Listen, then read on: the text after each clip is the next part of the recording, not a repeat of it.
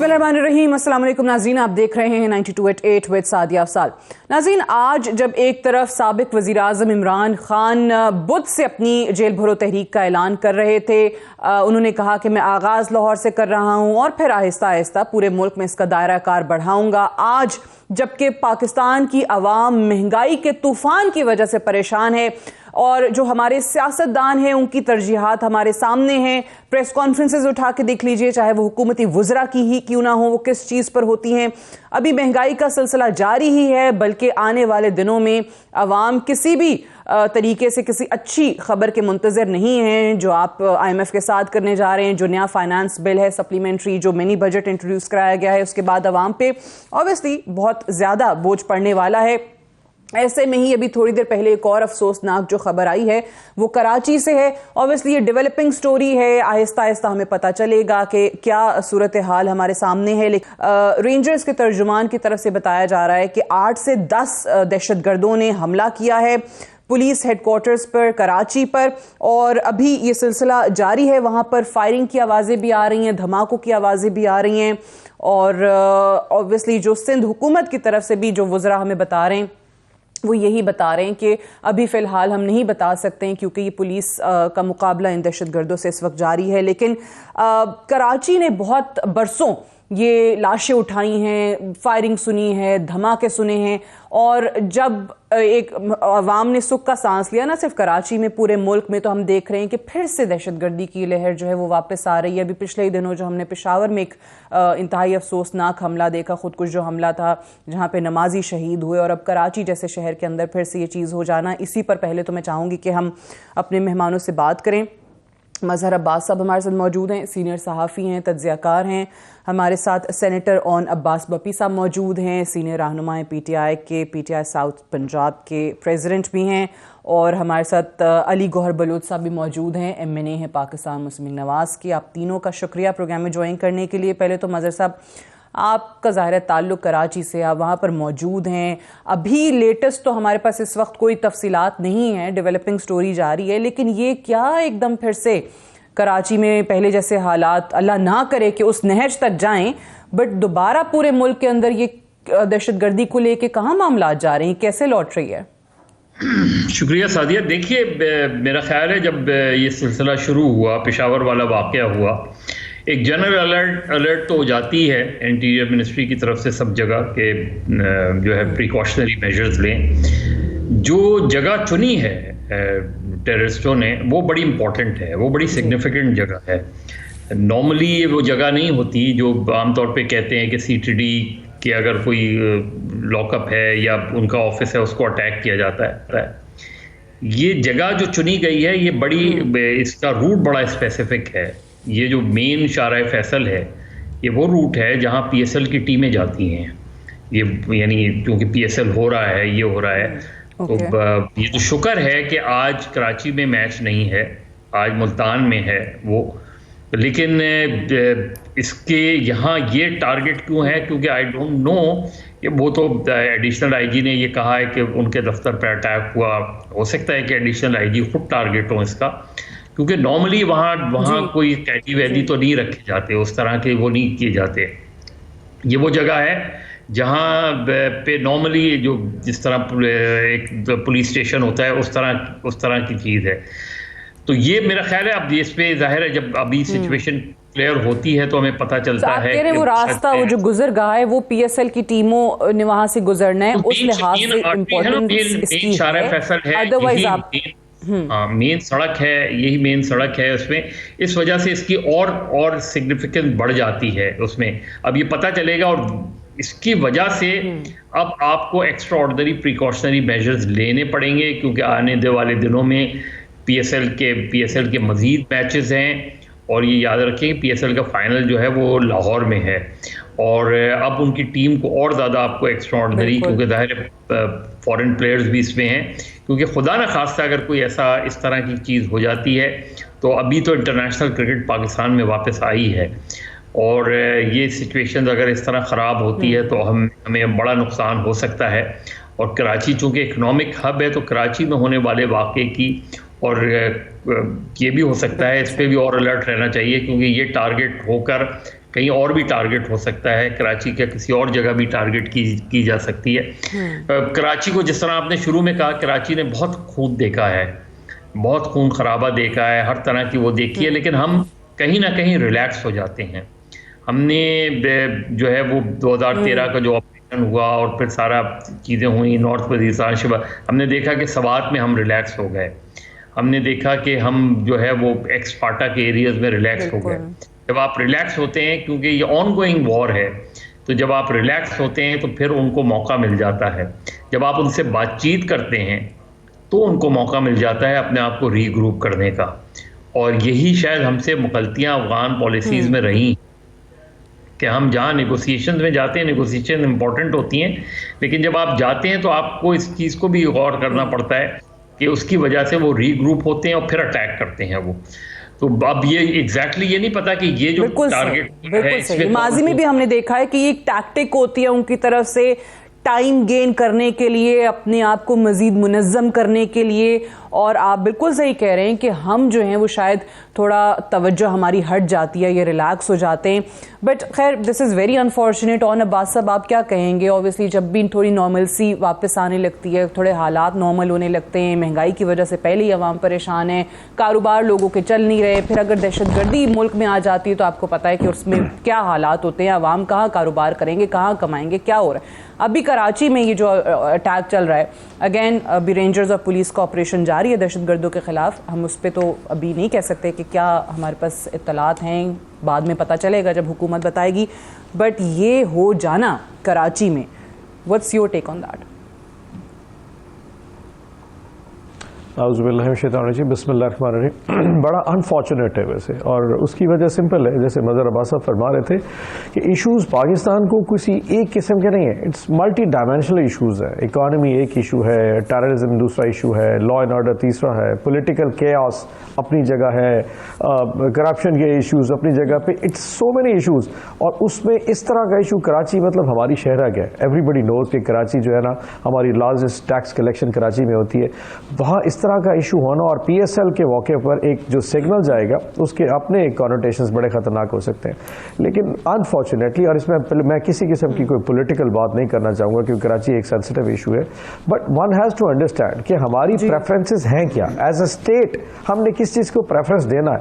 क्या दहशतगर्दी ऐसी है जिसको कुछ देर के लिए, क्योंकि अब इस वक्त पॉलिटिकल गेम बहुत ज़्यादा इंपॉर्टेंट है, गवर्नमेंट करना बहुत इंपॉर्टेंट है, गवर्नेंस या किसी तरह पॉलिटिकल सर्कल में रहना बहुत इंपॉर्टेंट है, तो सारी को स्टेट मशीनरी का जो फोकस है वो आप एक साइड पे करके और आप कराची या फाटा या KPK को अगर आप मिस आउट करना शुरू कर दें, at the end of the day वो कहीं ना कहीं ट्रिकल डाउन इफेक्ट में आके पूरी इकॉनमी को, पूरी स्टेट को पकड़ेगा तो सही। सो प्रायोरिटीज एज अ स्टेट जो तय करनी थी वो शायद वो भी नहीं हो पा रही। एंड जो प्रेजेंट सेटअप, जो प्रेजेंट हमारी जो गवर्नमेंट है, एक कोalition पार्टनर्स की मौजूदगी जो इस्लामाबाद बैठी है, आई एम श्योर कि टेररिज्म अगर उसको प्रायोरिटीज वाइज किया जाए कि जी इस वक्त आपकी कौन सी प्रायोरिटी, तो शायद वो 10 से भी नीचे चला जाएगा। Priority 1 could be something else, पहली कैबिनेट हो सकती है, फिर अपनी कोalition हो सकती है, फिर कहीं शायद इकॉनमी आएगी। लेकिन टेररिज्म आई कैन अंडरस्टैंड कि इस वक्त पाकिस्तान अगर KP और कराची इन दोनों के दरमियान में अगर आज भी हमने अपनी वो लाइंस ड्रॉ ना की कि पाकिस्तान को किस स्टेट पर लेकर निकलना है, देखिए जो पाकिस्तान के ज्योग्राफिकल इशूज हैं वो दुनिया के बाकी माहौल से बिल्कुल डिफरेंट है। सो बाकी दुनिया जिस तरीके से टेररिज्म को डील करती है, हम उस तरह डील नहीं कर सकते। Afghanistan on one side, Iran दूसरी साइड के ऊपर है, चाइनीज बॉर्डर, इंडियन बॉर्डर, आप 4 ऐसे ममालिक में जिनकी अपनी अपनी खद्दो खाल, अपने इशूज हैं। तो समवेयर एक जो अफगानिस्तान और ईरान का जो इशू है, अगर आपने इसको सेंसिटिवली हैंडल ना किया, ये प्रॉप करता रहेगा और अल्लाह ना करे ऐसी चीजें आएंगी तो इंटरनेशनली आपको जिस तरह एनविजिज किया जाएगा, आपकी सारी मईशत के हवाले से जितनी फॉरवर्ड आपकी जो गेन्स हैं पड़े, वो सारे रिवर्स होना शुरू हो जाएंगे। सो आई होप कि इस वक्त के जो हमारे हुक्मरान बैठे हैं उनको थोड़ी सी अकल है इस हवाले से कि इस इशू के ऊपर सोचा जाए। लगता तो है कराची के CPO का ऑफिस है, अगर CPO के ऑफिस के ऊपर आपकी ये लैगनेस है तो where do you stand? Mazhar Abbas sahab ने भी ये बात की कि तवज्जो शायद हमारी उस तरीके से इस इशू पे नहीं रहती है, हम रिलैक्स हो जाते हैं। सो इस वक्त आपको लगता है वाकई कि ये हुकूमत की प्रायोरिटीज लिस्ट में ये चीज़ नहीं है? हम देख लें जो असल इश्यूज़ हैं जिससे आवाम रोज़ बरोज़ तंग आ चुकी है, वो महंगाई है, और अब दूसरी ये भी चीज़ शुरू हो गई है। अल्लाह ही खैर करे। बिस्मिल्लाहिर्रहमानिर्रहीम। देखिए मदर साहब ने भी जो है वो मतलब है कि बड़ी मुदल्लिल किस्म की गुफ्तगू की है, और मेरे दोस्त बैठे हुए हैं, इन्होंने भी जो है काफ़ी उस पर अपना नुक्ता नज़र बयान किया है। ये ठीक है कि ये बड़े अफसोसनाक वाक़यात फिर शुरू हुए हैं, इनको शुरू नहीं होना चाहिए, और यकीनी तौर के ऊपर पाकिस्तान की कौम ने, पाकिस्तान की अफवाज ने, पाकिस्तान की हुकूमतों ने बहुत, और पाकिस्तान के मैं समझता हूँ कि सिविल सोसाइटी ने बहुत ज़्यादा कुर्बानियाँ देकर जो है वो पाकिस्तान के अमन को बहाल किया था। आपको याद होगा कि 2013 में जिस वक्त नवाज शरीफ साहब की गवर्नमेंट आई थी, तो कराची के हवाला से बात हो रही है, तो उस वक्त कराची हिट लिस्ट पर था। कराची में मतलब है कि टारगेटेड किलिंग के बेशुमार वाक़यात थे, दहशतगर्दी के वाक़यात थे, फिर ज़रबे आज़ब हुई, और आपने देखा कि मतलब अल्लाह के फजल करम से वो बड़ी कामयाब रहा, और उसमें ये हुआ कि ना सिर्फ कराची की रौनकें बहाल हुई बल्कि पूरे पाकिस्तान में दहशत गर्दी के जो वाक़यात थे, अगर मैं कहूँ कि 95% फ़र्क पड़ा, तो ये मतलब है कि मेरा दावा दुरुस्त होगा। लेकिन जो हालिया ज़ाहिर है लहर है, आप देखें कि ये नहीं हम कह सकते कि ये फ़ौरन कोई आनन फानन शुरू हुई है। इसमें आपको याद होगा कि आज से 1 साल पहले ये शिकायत आनी शुरू हो गई थी KPK से कि उधर मतलब है कि वो आपको याद है लोगों ने प्रोटेस्ट भी किया, और फिर वो लोगों से भत्ते लेने के वाक़यात शुरू हो गए, हत्ता कि जो उस वक्त की सूबाई हुकूमत थी उनके वज़रा कहते थे कि उनसे मतलब है कि वो भत्ते मांगे जा रहे थे और थ्रेट्स दिए जा रहे थे। बहरहाल ये हमारा एक कौमी मसला है, इसके ऊपर यकीनी तौर पर मैं नहीं समझता कि मतलब है कि कोई सियासत करने की किसी को ज़रूरत है या कोई सियासी बयान देने की ज़रूरत है। हाँ, ये है कि जो प्लानिंग हमने की जिससे 2013 से लेकर 2018 तक होने चाहिए, बट अनफॉर्चुनेटली होता नहीं हमारे मुल्क में। हाँ, 2013 से लेकर सादिया 2018 तक जो है इस दहशतगर्दी के वाक़यात को कंट्रोल किया। फिर आप को याद होगा कि इसके ऊपर एक तमाम पॉलिटिकल पार्टीज़ ने जो है वो इत्तफ़ाक़ राय के साथ एक मतलब है कि ज़ाहिर है कि वो एक ज़ाब्ता जो था और एक जो मतलब है तय पाया था कि इसको किस तरीके के साथ कंट्रोल करना है। मैं समझता हूँ कि उस नेशनल एक्शन प्रोग्राम को दोबारा से रिव्यू करने की ज़रूरत है और उस पर अमल दरामद करने की ज़रूरत है। अगर हम उस पर करते हैं तो सही कह रहे हैं, मसला वही है ना मजहर साहब ने जो पहले बात की कि रिलैक्स हो गए, नेशनल एक्शन प्लान वो नुकात बनाए तमाम सियासी जमातों ने कि जी इस पर अमल दरामद करेंगे, वो कहाँ गया, कितना अमल दरामद हुआ? बहुत सारे नुकात हैं जिन पर शायद तवज्जो ही नहीं दी गई। वो नेक्टा एक बनी थी, उसके बाद क्या हुआ किसी को कुछ पता नहीं है। छोटी सी गुजारिश करूंगा, इसी से एक चीज़ मैं जो जोड़ने की कोशिश जी मुकम्मल कीजिए जी।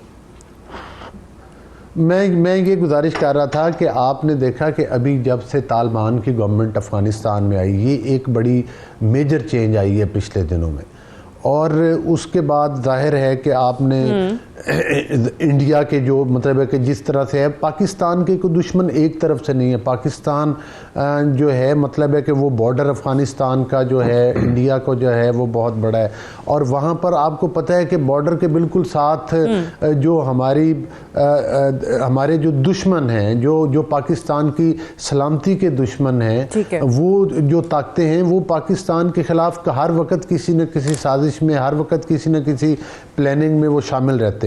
तो लिहाजा मतलब है कि वहाँ पर इन इलाकों को कंट्रोल करना, इन इलाकों के अंदर ऑपरेशन, मैं तो समझता हूँ कि हमें एक मुसलसल ऑपरेशन की ज़रूरत है वहाँ पर। और वहाँ पर हमारी कि हम अभी जो मुल्क के अंदर सियासी बहरान है, जो अफरा तफरी है, जो एक केओस मचा हुआ है, जो पॉलिटिकल इंस्टेबिलिटी है, उसमें हम बार बार कहते हैं कि जी इलेक्शंस हो जाएंगे तो शायद हालात ठीक हो जाएं, हालांकि उस पर भी सवालिया निशान है, बट एटलीस्ट ये ज़रूर है कि थोड़ा ये जो आजकल खींचातानी है ये थोड़ी कम हो जाएगी एटलीस्ट।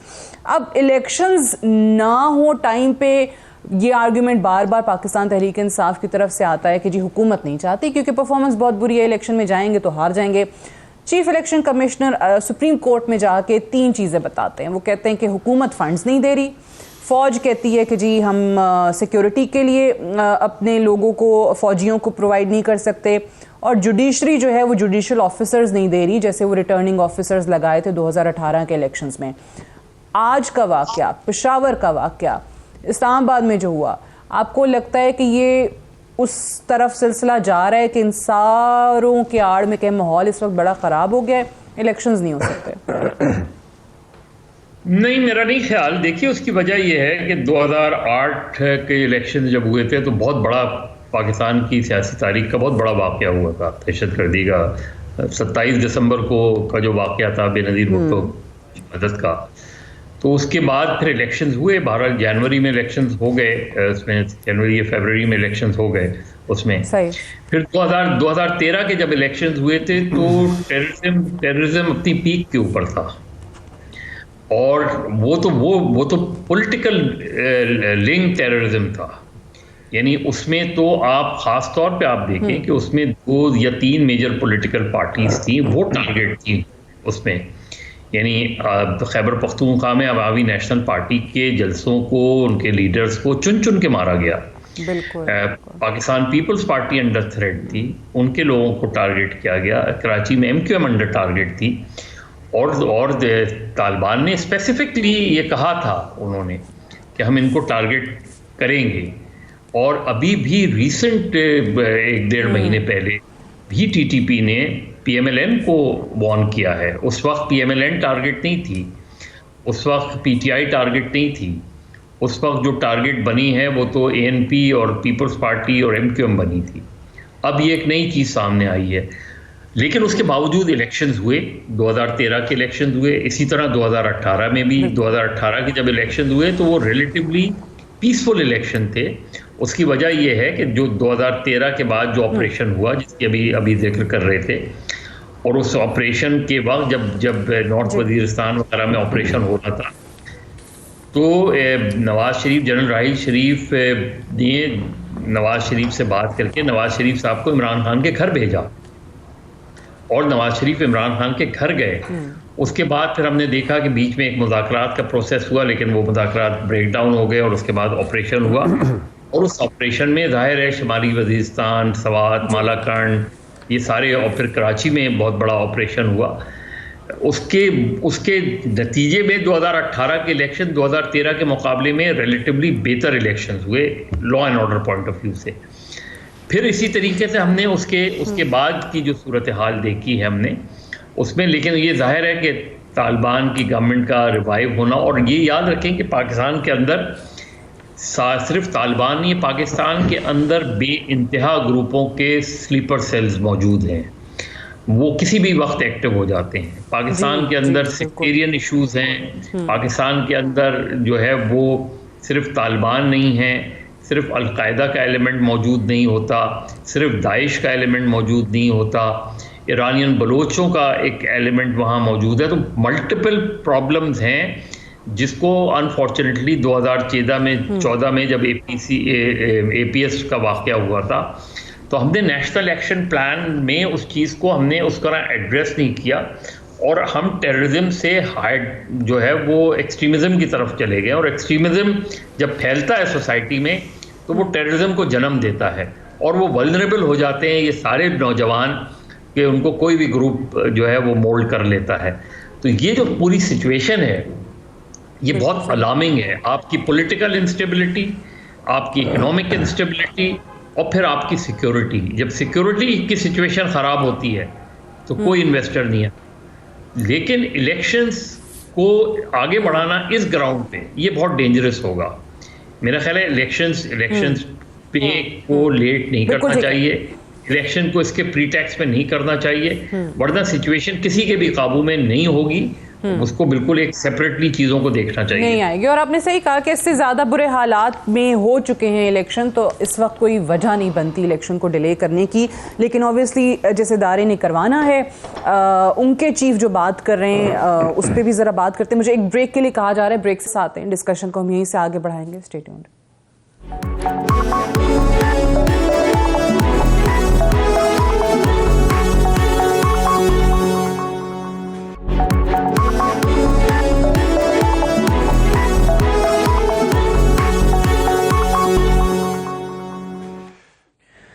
वेलकम बैक प्रोग्राम में एक बार फिर से खुशामदीद। अभी जो कराची के हवाले से इत्तलात यही हैं कि इस वक्त ऑपरेशन जारी है। पुलिस और फौज के कमांडोज जो हैं वो उस पुलिस ऑफिस के अंदर जा चुके हैं और ये खबरें हैं कि जी 6 से 8 पुलिस के मुताबिक और 8 से 10 जो तर्जुमान हैं रेंजर्स के, वो ये बता रहे हैं कि दहशतगर्द इस वक्त बिल्डिंग के अंदर मौजूद हैं। फायरिंग अभी की आवाज़ें आ रही हैं, ऑपरेशन का सिलसिला जारी है। इन तमाम चीज़ों को लेकर जो ब्रेक पे जाने से पहले मैं मजहर साहब से पूछ रही थी, ऑन अब्बास साहब, वो कहते हैं कि ऑब्वियसली इससे ज़्यादा बुरे हालात के अंदर इलेक्शंस हुए तो उनको डिले नहीं होना चाहिए। अब ये मुझे बताइए कि प्रेसिडेंट साहब ने ख़त लिखा इलेक्शन कमीशन को, चीफ इलेक्शन कमिश्नर को कहा कि उनकी मुशावरत के साथ सदर साहब सेक्शन 57(1) के तहत इलेक्शन की तारीख का ऐलान कर सकते हैं। उनसे मुलाकात नहीं हुई। अब 20 फरवरी को जो है उनको बुलाया है उन्होंने ऐवान सदर में, लेकिन जो साथ ही साथ जिस इदारे ने करवाना है उसका चीफ जो 3 वजूहात बताता है, उस पर आप क्या कहेंगे? कि वो हुकूमत फंड्स नहीं दे रही है, जुडिशल ऑफिसर्स जुडिशरी नहीं दे रही है और सिक्योरिटी के लिए फौजी जो हैं वो फौज नहीं दे रही है। अच्छा, इसमें it's very funny by the way, आप इन लॉजिक्स के ऊपर थोड़ा सा गौर करें, एक एक लॉजिक के ऊपर, तो आपको सिवाय इसमें एक वो शुगल के अलावा कुछ नजर नहीं आएगा। दुनिया की जो बड़ी बड़ी जमहूरियतें सारी भी उन्होंने जंगों में इलेक्शन करवाए। सेकेंड वर्ल्ड वॉर जब 1945 में ख़त्म नहीं हुई थी तो उस वक्त जब इलेक्शन हुआ था तो चर्चिल इलेक्शन हार गया था। उसी जंग के दौरान आखिरी 6 महीनों में इलेक्शन हुए थे, चर्चिल उसमें इलेक्शन हार गया था। सो दुनिया में कभी भी जमहूरियतें किसी वजह से लॉजिक की वजह से नहीं रुक पाती, क्योंकि अगर ये तसलसल टूट जाए तो फिर अवाम का जो कंट्रोल है रियासत के ऊपर, जो अवाम का राइट है, वो ख़त्म हो जाता है।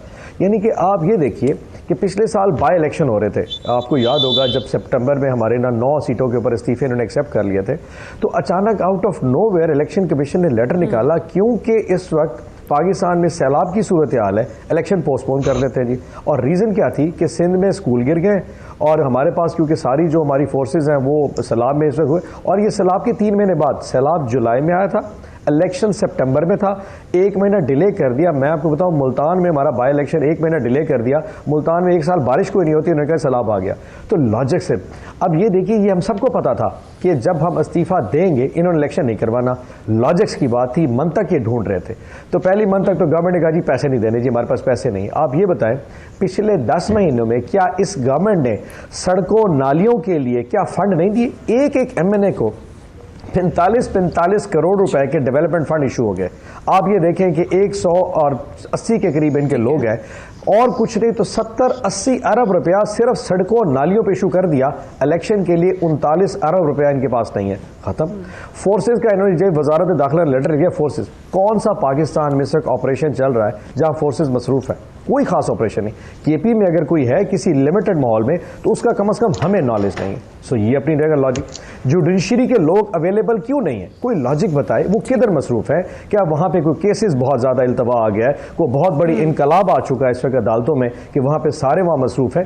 इश्यूज देखिए, बात यह कि अगर आपने इलेक्शन नहीं करवाना वो एक अलग इशू है। सो उस मंतक को किस तरीके जैसे आवाम को पागल बनाना, ये इंटायरली आप पे डिपेंड करता है। आप मंतक तो कम से कम वो बनाए जो हमें अकल को लग जाए। पॉइंट ये है, आप दुनिया की हर चीज पूरी कर लें, इलेक्शन फिर भी नहीं होंगे, क्योंकि इलेक्शन का जो रिजल्ट है, जो नतीजा है, वो हम समझ चुके हैं कि ये लोग इलेक्शंस नहीं करवाएंगे। अब अली गौहर बलोच साहब, इस चीज़ का ज़रा जवाब दीजिएगा। ऑब्वियसली 57(1) सेक्शन जिसके तहत प्रेसिडेंट साहब कह रहे हैं कि चीफ इलेक्शन कमिश्नर उनसे आके मुलाकात करें और उसके तहत वो इलेक्शन की तारीख का ऐलान उनसे मुशावरत के बाद कर सकते हैं। अगर सदर साहब ऐलान कर देते हैं, या सुप्रीम कोर्ट में जिस तरीके से बेंच ने कहा, जजेस ने कहा कि पंजाब में पोल्स का जो मामला है उस पर अगर चीफ जस्टिस साहब चाहें तो वो सो मोटो नोटिस ले सकते हैं। वो देखेंगे कि 184(3) आर्टिकल की ज्यूरिसडिक्शन में आता है कि नहीं आता, वो उनका डिसीजन है। अगर सुप्रीम कोर्ट लेट से कल को ये कह देती है कि इलेक्शन कराएं, तो क्या करेंगे आप लोग? ये जो अभी तौजीहात पेश की जा रही हैं, दलाइल पेश किए जा रहे हैं इलेक्शन की ताखीर को लेकर, ये तो सब धरे के धरे रह जाएंगे? या फिर जो एक इस्लामाबाद के बल्दियाती इलेक्शन में अदालत का हुक्म नहीं माना गया वैसे ही करेंगे यहाँ पे? बिस्मिल्लाहिर्रहमानिर्रहीम। देखिए, बात यह है कि पहली बात तो ये है कि इलेक्शन जो कानून और आइन में वक्त मुकर्रर है उस पर होने चाहिए, इस पे तो कोई दूसरी राय नहीं है। और हमने तो कानून और आइन के लिए, उसकी बहाली के लिए जो जद्दोजहद की हमारी पार्टी ने की, हमारी लीडरशिप ने की, हम उसका बहुत ज़्यादा खमियाजा भुगत चुके हैं और भुगत रहे हैं। और अगर कोई ये आज फिर से गाने लगा के और तकरीरें करके ये बावर कराना चाहे कि वो जनाब कोई बड़ा उसको सरखाब के पर लगे हैं और वो कोई आइन और कानून की बालादस्ती चाहता है, नहीं। कुछ लोग हैं जो सिर्फ मुल्क में इलेक्शन एक्चुअली नहीं चाहते, मुल्क में इंतशार चाहते हैं। देखिए, गुजारिश ये है कि हम इलेक्शन कमीशन एक आज़ाद इदारा है, मुकन्ना एक अलग इदारा है, अदलिया एक अलग इदारा है, कोई सिर्फ हुकूमत का काम नहीं है। सबसे पहली जिम्मेदारी तो इलेक्शन कमीशन के ऊपर आती है।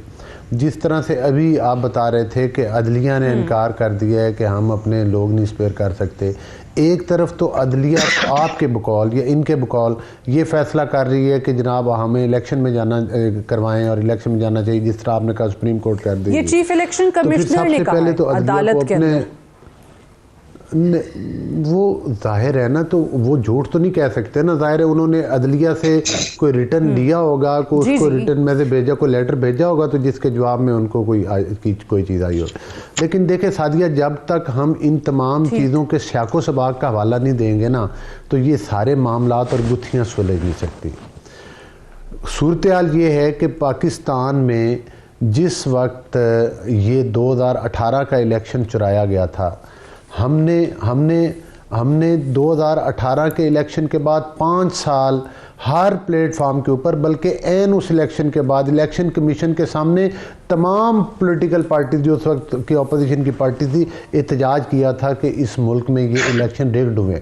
प्री पोल रिगिंग भी की गई और RTS सिस्टम के ज़रिए भी की गई। लेकिन इसके बावजूद हम उन असम्बलियों का हिस्सा रहे, हम उन असम्बलियों के अंदर बैठे रहे। हम भी चाहते तो इस्तीफ़े देकर बाहर आ सकते थे, इंतजार फैला सकते थे रोज़ नवाज शरीफ साहब की, और वो तो जेलों में बंद थे। लेकिन उस वक्त आपने देख लिया कि ये ज़िमनी इलेक्शन में से, मेरी गुजारिश सुन लेना, आपने इनकी बात सुनी है, मैं कोशिश करूँ आपकी तरफ से आते हैं।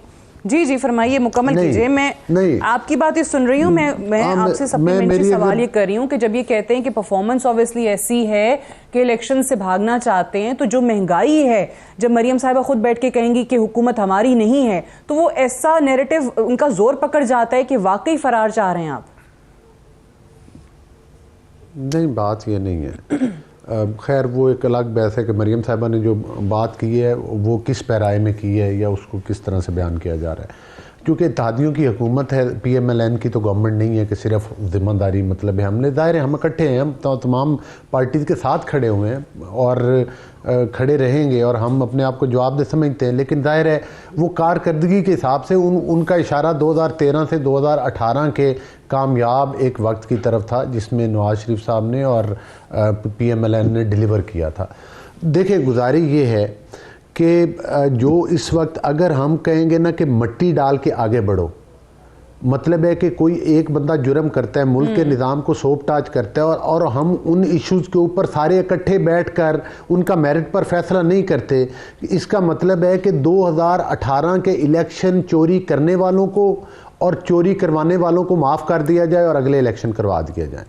2018 के नतीजे में इस मुल्क के ऊपर मुसल्लत होने वाला है वो तबका जिसने पाकिस्तान की मईशत को तबाह बर्बाद कर डाला, पाकिस्तान की तारीख के सबसे बड़े कर्जे लिए, उनको माफ़ कर दिया जाए, उनकी कोई रिस्पॉन्सिबिलिटी फिक्स ना हो, उनकी कोई अकाउंटेबिलिटी ना हो, और सिर्फ इसका हल ये है कि आप अगले इलेक्शन की तरफ चले जाएं। जिन लोगों ने इलेक्शन तो चोरी करने के बाद मईशत को तबाह किया, जिन लोगों ने असम्बलियों को,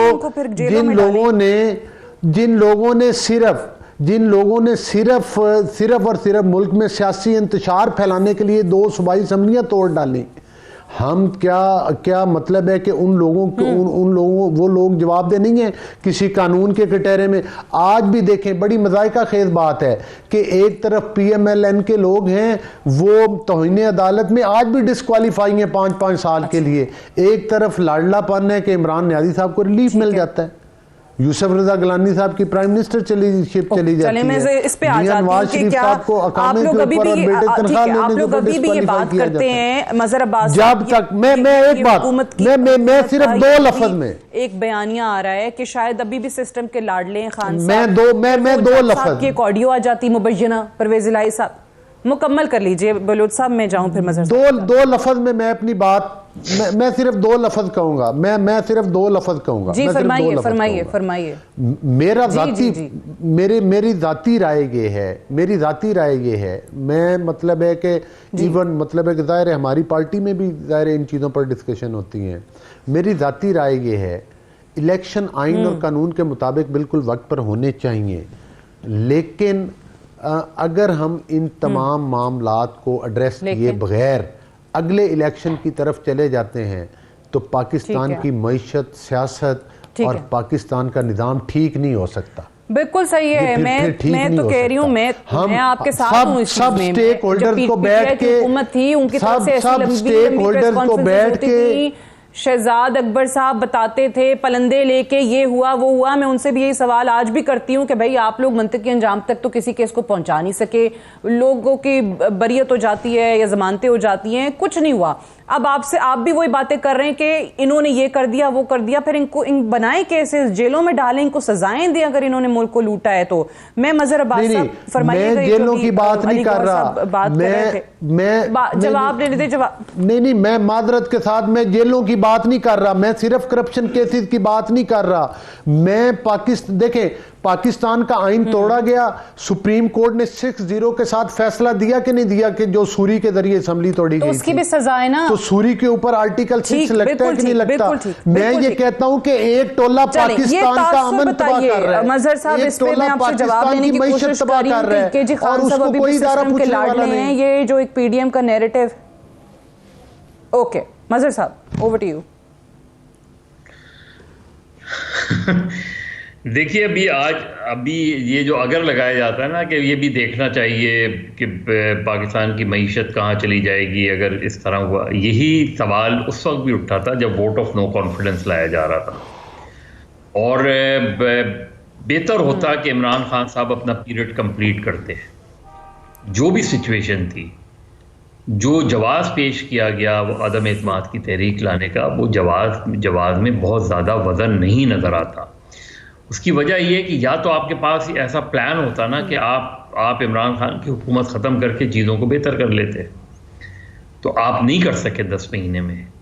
10 महीने में इकोनॉमिक डिज़ास्टर हुआ।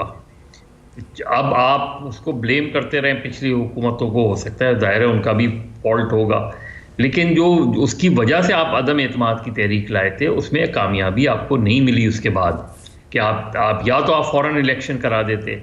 अब आज भी एक तबका कहता है कि हमें फ़ौरन इलेक्शन करा देने चाहिए थे, लेकिन अब ये बर्डन आपको ही जो है मौजूदा हुकूमत को ही जो है वो फेस करना पड़ेगा, और वो फेस कर रहे हैं। उसमें उसकी पॉलिटिकल प्राइस भी आपको पे करनी पड़ेगी।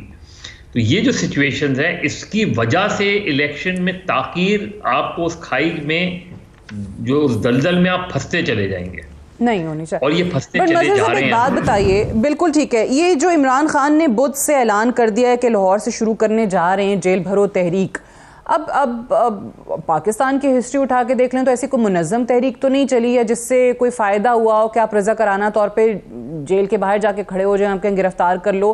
तो ये कौन से कानून के तहत इनकी गिरफ्तारियां होंगी, क्राइम कमिट किए बगैर? ये किस तरीके से अंडर प्रेशर ला सकेंगे हुकूमत को जो ये चाह रहे हैं कि फौरी इलेक्शंस का ऐलान हो जाए? ये क्या आखिरी कार्ड है इमरान खान साहब के पास, पीटीआई के पास, जेल भरो तहरीक का? देखिए, उन्होंने उनको उस तरीके से, जाहिर है उन्होंने अर्ली इलेक्शंस के लिए जो मूवमेंट चलाई थी उसमें कामयाबी नहीं मिली, अर्ली इलेक्शंस नहीं हो पाए, अब तक नहीं हो पा रहे। 2 मरतबा उन्होंने अटैम्प्ट की, 25 मई का प्री मेच्योर अटैम्प्ट थी जो खुद बाद में एडमिट किया कि हमारी तैयारी नहीं थी। इसी तरीके से 26 नवंबर की जो उन्होंने धरना दिया था, वो भी अगेन धरने का नाम लिया, लेकिन एक दिन में जलसा करके ख़त्म कर लिया। तो उससे एक डिसअपॉइंटमेंट उनके वर्कर्स में, उनके कैडर में आई, बड़ी डिसअपॉइंटमेंट आई कि आपने यानी तैयारी इस तरह की थी, लेकिन ऑल ऑफ अ सडन चीज़ें जो है उस तरीके से नहीं हुई, ख़त्म कर दी गई उस पर। अब ये जो फिर उन्होंने पंजाब असेंबली और खैबर पख्तूनख्वा असेंबली जब तहलील की, तो वो भी मेरे नुक्ता नज़र से ये नहीं सोचा कि इसके बाद क्या होगा, इसका फॉलोअप क्या होगा, इसके कॉन्सिक्वेंसेस क्या होंगे, उस कॉन्सिक्वेंसेस में आप अपनी पार्टी किस तरह सफ़र करेगी चीज़ को। लेकिन वो हो गई बहरहाल। अब यही जेल भरो तहरीक, मुझे नहीं पता कि इसका पूरा क्या खाका है, क्योंकि मुझे तो याद है 78 में जर्नलिस्टों की मूवमेंट का मुझे याद है, जर्नलिस्ट की मूवमेंट में वहाँ गिरफ्तारी भी दी जाती थी और जर्नलिस्ट मूवमेंट में ये तय था कि जब गिरफ्तारी जो लोग देंगे वो फिर जमानत नहीं कराएंगे अपनी, वो केस खत्म होगा तो वो बाहर आ जाएंगे। अच्छा। अब ये लेकिन इसमें जो पूरे उसमें इमरान खान को जो कामयाबी मिली, कामयाबी ये मिली कि उनका सियासी वर्कर मुसलसल, पीटीआई का सियासी वर्कर मुसलसल मुतहर्रिक है, ठीक है, वो मुसलसल सड़कों पे है, वो ऑन ग्राउंड है, वो सवाल भी करता है पार्टी से। बिल्कुल ठीक है। मुझे राइट, अनफॉर्चुनेटली मुझे बताया जा रहा है टाइम थोड़ा है, जरा इस पे लास्ट कमेंट में ऑन अब्बास साहब आपसे जानना चाहूंगी। जेल भरो तहरीक का मुझे याद है पिछले प्रोग्राम में भी मैंने आपसे ये सवाल किया था, आपने कहा इलेक्शन भी लड़ेंगे और जेल भी जाएंगे, तो कौन से जुर्म के तहत जा रहे हैं, कौन से कानून के तहत गिरफ्तारी होगी? अच्छा, मैं वैसे ना ये जेल भरो तहरीक का जो कॉन्सेप्ट है इन इटसेल्फ, मैं एज ए पॉलिटिकल वर्कर जब खान साहब ने इसका ऐलान किया मैं बहुत खुश हुआ, क्योंकि जो पाकिस्तान तहरीक इंसाफ का मेरे जैसा वर्कर है उसने शायद जिंदगी में पहले कभी जेल देखी नहीं, on a very real note. जब हम एक सिस्टम के खिलाफ जंग लड़ रहे होते हैं और मेरे जैसा जिसने जिसकी पॉलिटिकल स्ट्रगल 12-14 साल की इमरान खान से शुरू हुई है और इमरान खान साहब के साथ जा रही है, तो जब उसको ये आइडिया आया तो वो इन इटसेल्फ एक एक्साइटमेंट थी। तो जब हम ये प्लान को में शुरू किया, मैं स्केप्टिकल था कि शायद लोग इससे इतना ज़्यादा ना वो एक्टिव नहीं होंगे। मैं हैरान हूँ, मैं जनूबी पंजाब को रिप्रेजेंट करता हूँ, लीडरशिप तो खान साहब और सीनियर लीडरशिप जानती है, लेकिन जनूबी पंजाब में जब 7,000 लोगों ने मुझे कहा कि जी हम जेल में जाने को तैयार हैं, और ये भी उनसे पूछा गया कि यार हफ्ता 10 दिन 12 दिन 15 दिन लग सकते हैं जब तक हमारे जो इलेक्शन का मुतालबा पूरा ना हो जाए, तो उन्हें कोई फर्क नहीं पड़ता, बिकॉज इस सिस्टम में भी गिरफ्तारी देना उस आज़ादी के लिए जो असल इस कौम की जो डिजर्व करती है, ये कोई इतना बड़ा नुकसान नहीं हो सकता। सो हम तो बहुत ज्यादा तैयार हैं। और जो लास्ट वीक भी मैंने ये बात की थी, हम चौराहों पे इकट्ठे होंगे। आप भी पढ़े लिखे इंसान हैं, जो यूथ है स्पेशली, ये मैंने पिछले हफ्ते भी हवाला दिया था कि बाहर एक प्रोफेसर साहब हैं, यूथ के लिए क्या पैगाम है।